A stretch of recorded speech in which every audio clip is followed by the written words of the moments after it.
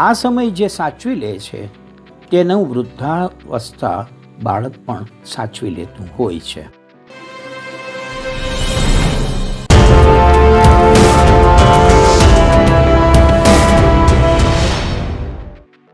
વિકાસ દરમિયાન હકારાત્મક વિકલ્પ એટલે જે હકીકતમાં સાયન્ટિફિક છે, જે મેડિકલ સાયન્સે એપ્રૂવ કરેલ છે, તે કોઈએ કહેલો વોટ્સઅપ યુનિવર્સિટી જેવી કોઈ સોશિયલ મીડિયા ઉપર વાંચેલી સાંભળેલી વાતનો નહીં, પણ જે કરવું જોઈએ તે કરીએ. આ બંને વચ્ચેનો કોઈ સંઘર્ષ ન થવો જોઈએ, તેની કાળજી માતા પિતાએ રાખવી પડશે. બાબત બરાબર યાદ રાખીએ. બાળક હવે વિકસી રહ્યું છે, અવિરત વિકસતું જશે.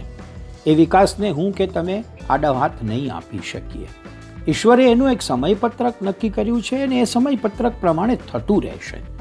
મારું તમારું કામ તો એ સમયપત્રકનો આદર કરવાનું છે અને એ જેમ આગળ વધે છે એમ વધવા દેવાનું છે. નકશે હુકમ ઇમારત ચલે, વૃક્ષ ચલે નિજ લીલા. આ તો નિજ લીલા છે. મનોવૈજ્ઞાનિક સત્ય એક યાદ રાખીએ કે કોઈ પણ વ્યક્તિ વિકાસના કટોકટી કાળને કેટલી સ્વસ્થતાથી ઉકેલી શકે છે તેની અસર વ્યક્તિની સ્વપ્રતિમા એટલે કે સેલ્ફ ઇમેજ ઉપર થતી હોય છે. અને આ સમય દરમિયાન જ એ વ્યક્તિનું સમાજ પ્રત્યેનું દૃષ્ટિબિંદુ પણ બંધાતું હોય છે. આ બહુ મહત્વની વાત છે. એ પણ નોંધી રાખીએ કે અત્યારે જે વિકાસ તબક્કાવાર થઈ રહ્યો છે તેની એક અસર બાળકના મન ઉપર, બાળકના મસ્તિષ્કમાં અને બાળકની ચેતનામાં ઉમેરાતી જાય છે. આ અસર કાયમ માટેની હોય છે અને એ અસર બાળક ખૂબ મોટી ઉંમરનું બને ત્યાં સુધી એની સાથે રહે છે. એટલે જેટલી નકારાત્મકતા આ સમયમાં ઉમેરાઈ જશે તે જીવનભર એને નડ્યા કરવાની છે. મમ્મી પપ્પા, તમે બંને હવેના બધા જ મણકાઓને બહુ ધ્યાનપૂર્વક સાંભળજો અને માણજો. જરૂર પડે ફરી ફરી સાંભળજો, કારણ કે એ તબક્કાઓમાં આપણે આ બાળકને ધીમે ધીમે મોટું કરીને પુખ્ત વયનું બનાવી દેવાના છીએ. અને એ દરેક તબક્કાની અંદર એમના વિકાસની ક્યારે ક્યારે કસોટી થાય છે અને એના ઉકેલ શું છે તેની આપણે ચર્ચા કરવાના છીએ. બાળકના જન્મના સમયથી 18 માસ સુધી એટલે કે બાળક 1.5 વર્ષનું થાય ત્યાં સુધીમાં એમને ખોરાક, કપડાં પહેરવા, બહાર જવું વગેરે બાબતમાં બીજા પર આધારિત રહેવાનું હોય છે. માતા પિતા તેને ઝૂલાવે છે, તેની સાથે વાતો કરે છે, રમે છે. આ આંતરક્રિયા તેના આગળના જીવનના વલણો નક્કી કરે છે.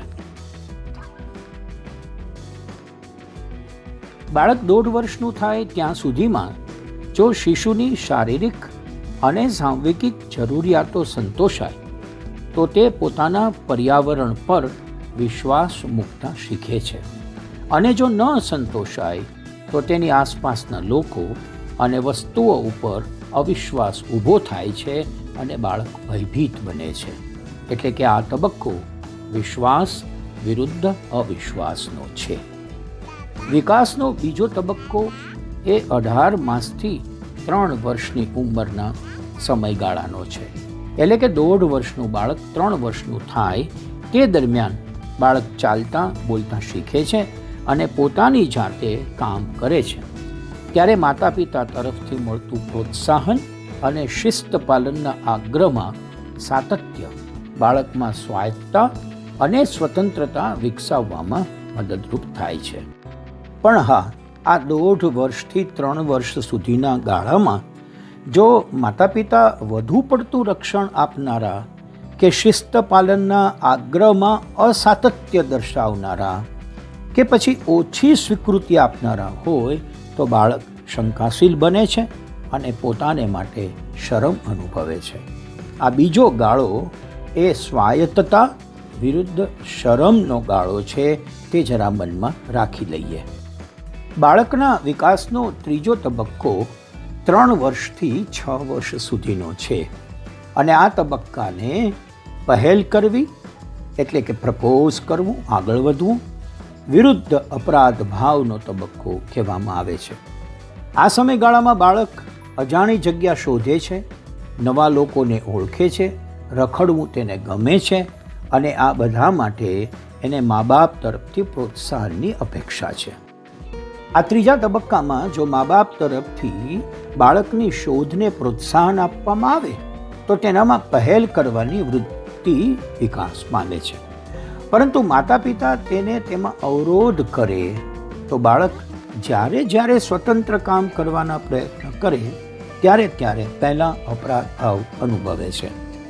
આ અસર જીવનના છેલ્લા તબક્કા સુધી રહે છે અને બાળક ઇન્ટ્રોવર્ટ બનતું જાય છે. બાળ વિકાસનો ચોથો તબક્કો એ 6 થી 12 વર્ષ વચ્ચેનો છે. 6 થી 12 વર્ષ સુધીમાં બાળક પોતાની જાતે વસ્તુઓ કે ઘટનાઓ સાથે કામ કરતા શીખી જાય છે.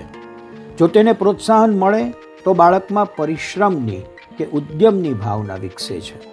સમસ્યા ઉકેલવામાં અને કાર્ય પૂર્ણ કરવામાં આનંદ અનુભવે છે. 6 થી 12 વર્ષનું બાળક પરિશ્રમ વિરુદ્ધ લઘુતા માટે કામ કરી રહ્યું છે. એ પરિશ્રમને જો તમે મહત્વ આપશો તો એ જીવનની અંદર ઉદ્યમની અને પરિશ્રમની મૂલ્ય બરાબર સમજી શકશે. બુદ્ધિપૂર્ણ ઉદ્દીપકો આ સમયે બાળક શોધતું હોય છે. જો એમ ન થાય તો તેનામાં લઘુતા ગ્રંથિ, નિષ્ફળતા અને બિન કાર્યક્ષમતા વિકસતી જાય છે. મિત્રો, બાળ વિકાસના 5મા તબક્કામાં આપણે પહોંચ્યા છીએ અને આ તબક્કો બહુ મહત્વનો છે કારણ કે અહીંથી બાળકની તરુણાવસ્થાનો આરંભ થાય છે. તારુણ્ય એ શારીરિક, માનસિક અને સાંવેગિક ઘોડાપૂરનો સમય કહેવામાં આવે છે અને પરિણામે આ સમય જે સાચવી લે છે તેનું વૃદ્ધાવસ્થા બાળક પણ સાચવી લેતું હોય છે. તરુણાવસ્થા એક જુદી માટીનો સમય છે જેને તારુણ્યની તાસીરનો સમય કહેવાય છે.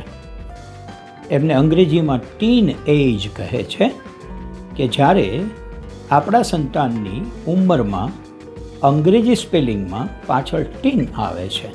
13, 14, 15, 16, 17, 18 અને 19. આ ટીન એ સંવેગોની ઘંટડી છે.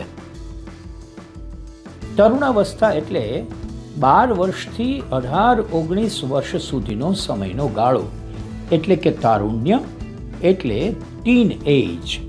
આ સમયગાળામાં સંતાન જાતીય પરિપક્વતા પ્રાપ્ત કરે છે, એટલે કે એ સેક્સ્યુઅલી મેચ્યોરેશનનો આ ગાળો ગણવામાં આવે છે. તરુણ પોતાની જાતને ઓળખવા માટે મથામણ કરે છે. આ ગંભીર તબક્કો છે.